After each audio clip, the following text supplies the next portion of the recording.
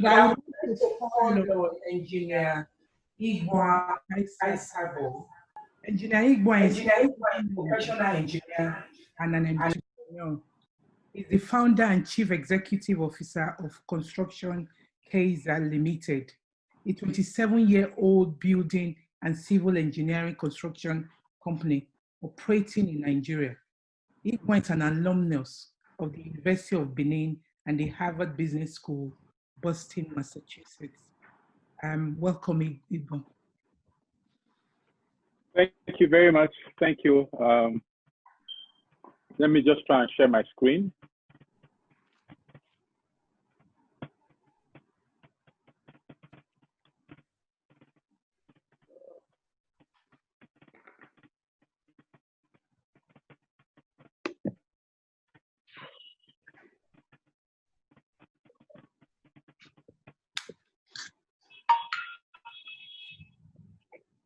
Give me a minute, please.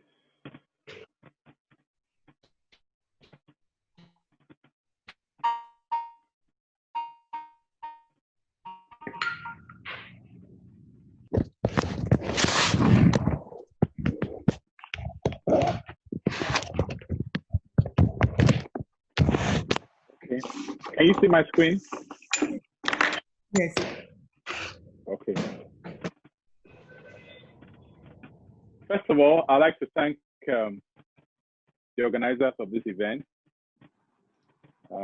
It's a pleasure, a real privilege to be with you, to speak at this event, and among distinguished panelists. I particularly like the first presentation. It was straight from the streets, from the ground, and without too much academics, too much noise, she delivered it. As businessmen and women, we're at war every day. And today we have a different enemy, an unseen one called Covid-19. So we have to fight it the way we fought other things in our business. And Prof, very good. And my brother Femi, as always, he doesn't need to prepare any presentation. He's a prof, even without his presentation. So today we're talking about the economic sustainability in the face of Covid-19.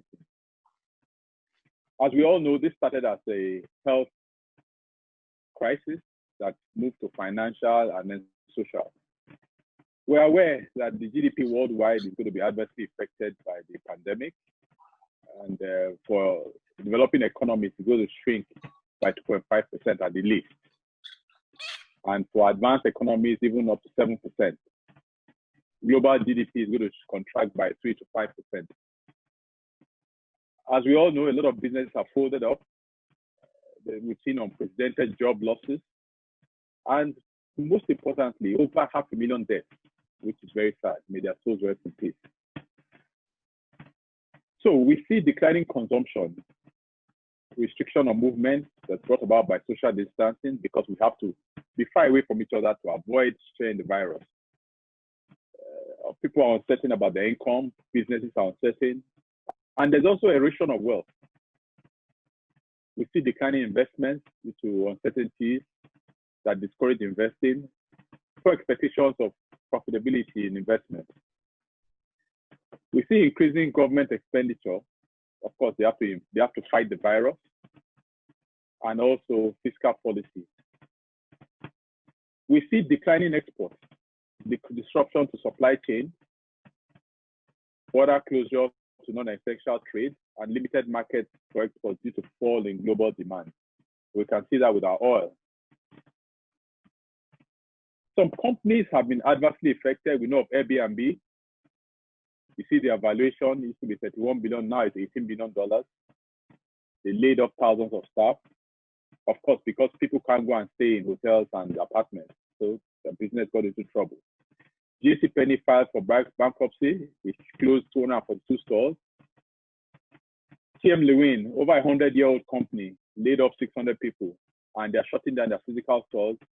Virgin Australia, Aviation, and Macy's. Now, all these they might just be data, but these are people who were breadwinners for their families, and they're out of work today. I think, that gives a perspective to what has happened. Some companies are thriving in this pandemic. Amazon, Zoom, Madam talked about Zoom. Netflix, companies are thriving. So what are the industries expected to thrive through this pandemic? E-commerce.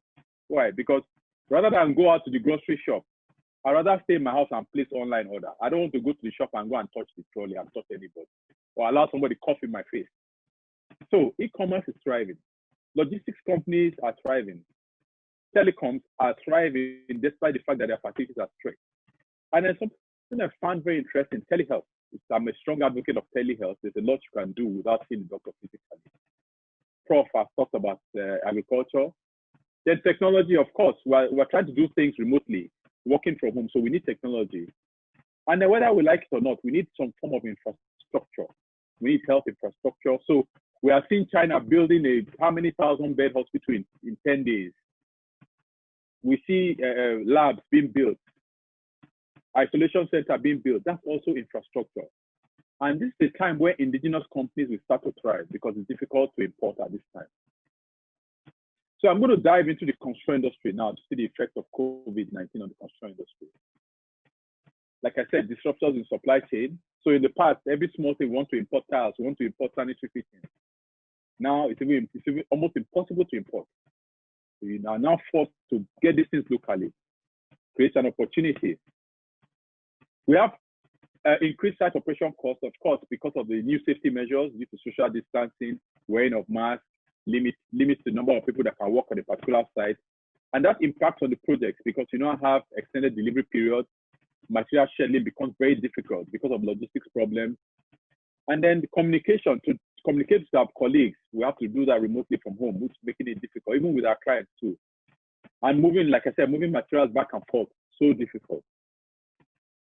So financing, we see increased project costs, disruption to credit payments. If you are owing money to the bank, you cannot pay properly because you cannot pay on time because your plans have been thrown out through the window.